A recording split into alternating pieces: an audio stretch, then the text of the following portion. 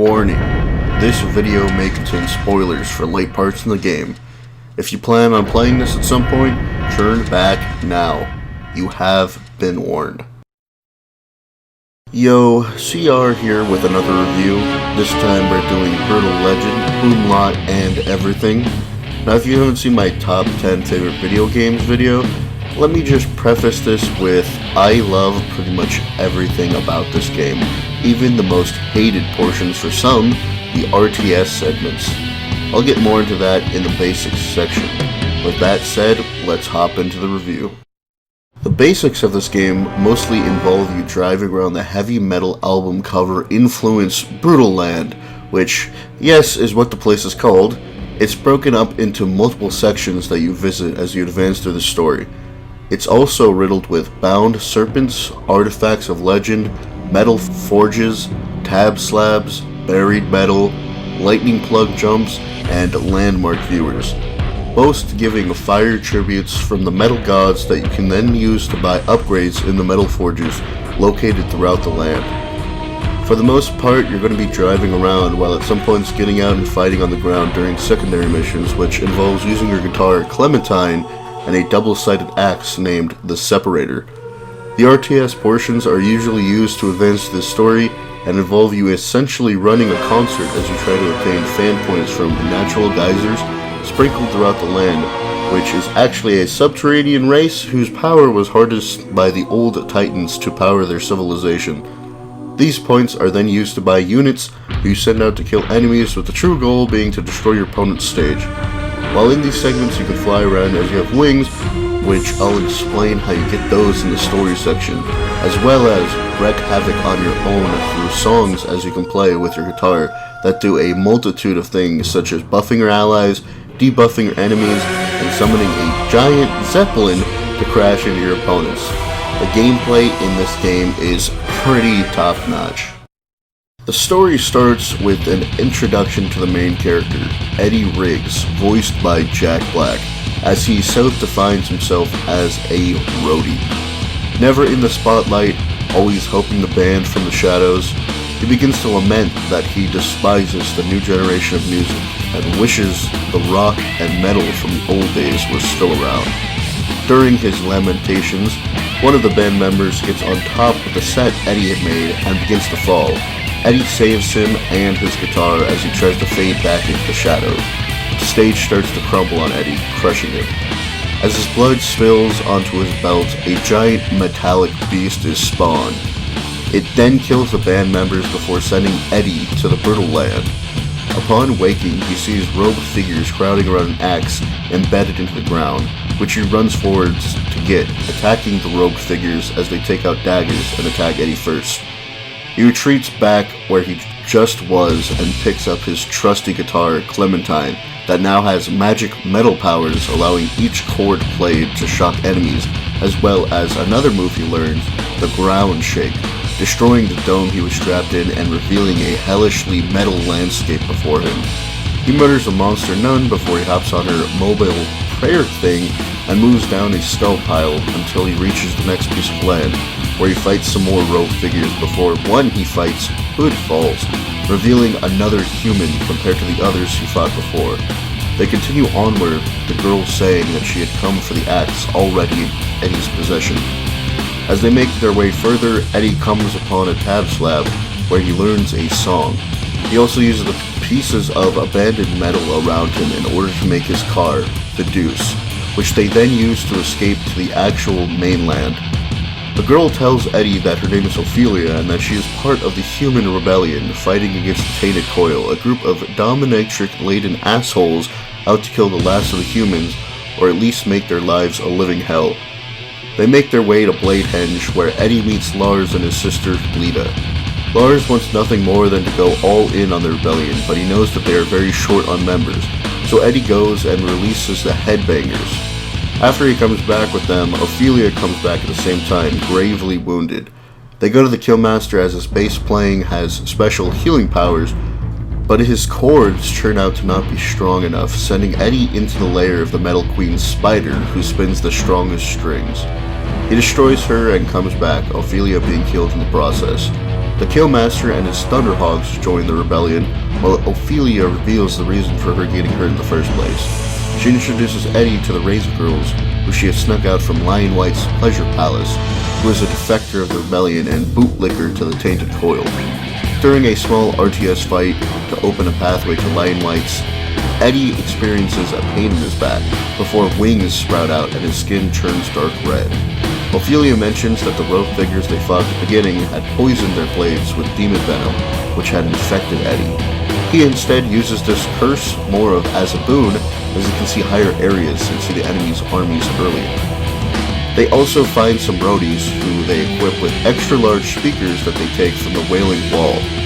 Fully equipped, they head to Lion White's palace, fighting him and destroying his palace in the process, which a piece lands on Lion White, killing him. Before they can celebrate, the leader of the Tainted Coil, Daviculus, lands looking for Sikoria, whose blood he can smell. The crew, not knowing what he's talking about, hide, before Daviculus makes a mockery of the humans. Lars makes a stand before he is killed in cold blood, and Daviculus summons many bleeding deaths that decimate what was left of Lion White's castle, while the gang escape further to the snowy north.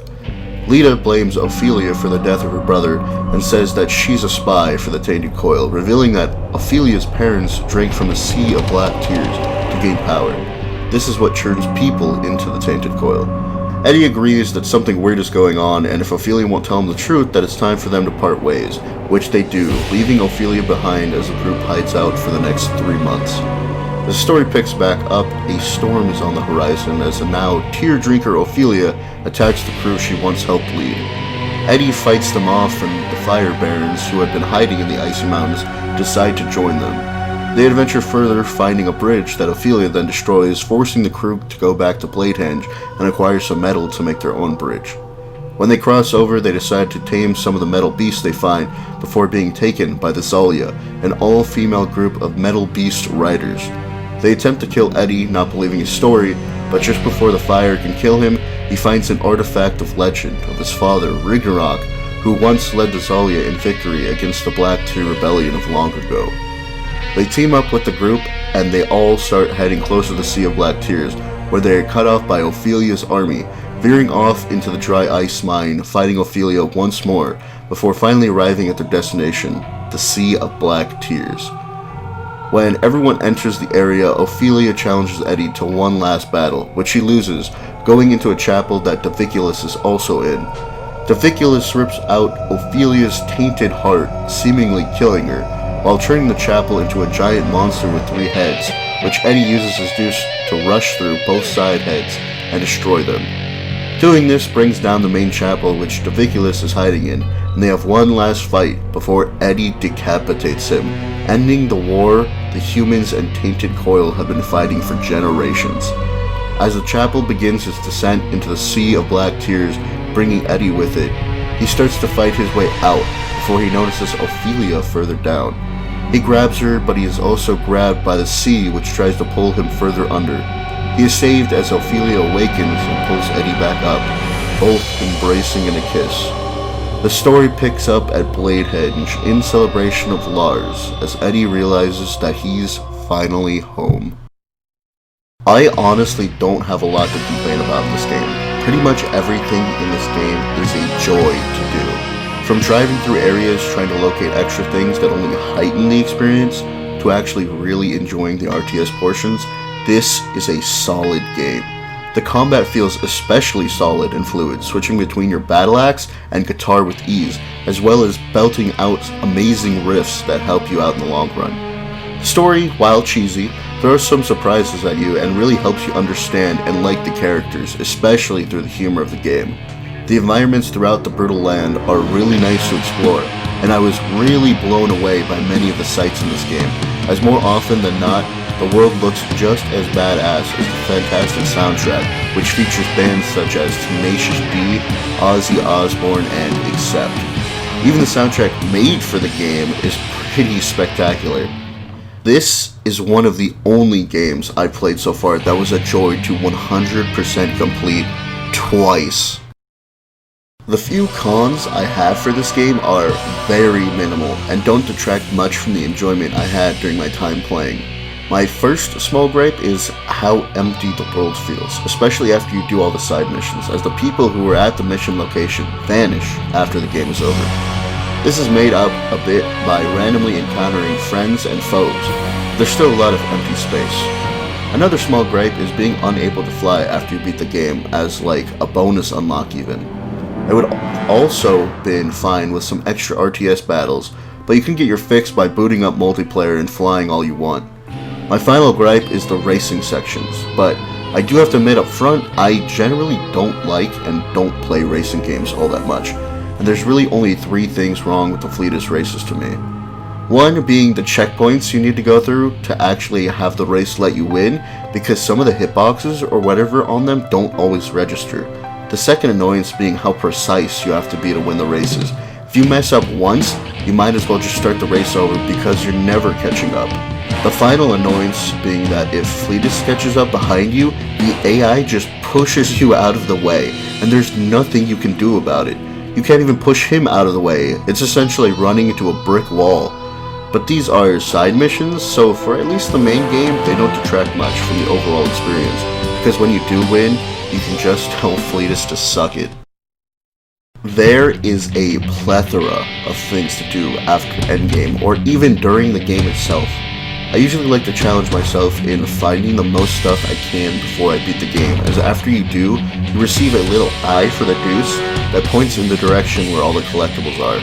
Like I said in the basic section, there are bound serpents, lightning plug jumps, artifacts of legends, landmark viewers, buried metal, tab slabs, and metal forges.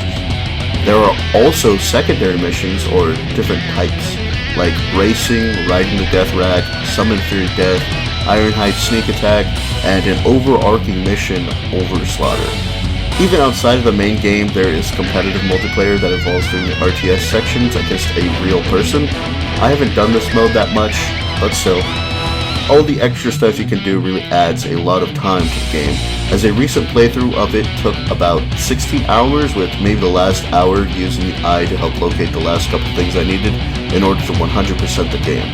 In fact, I did a speedrun where I really didn't go out of my way for anything that only took 2 hours and 37 minutes, give or take, because my speedrun timer got messed up due to user error. If you couldn't tell already, I give this game an outstanding recommendation, and I'm finally glad I can completely explain the reasons why this game is on my top 10 favorite video games list.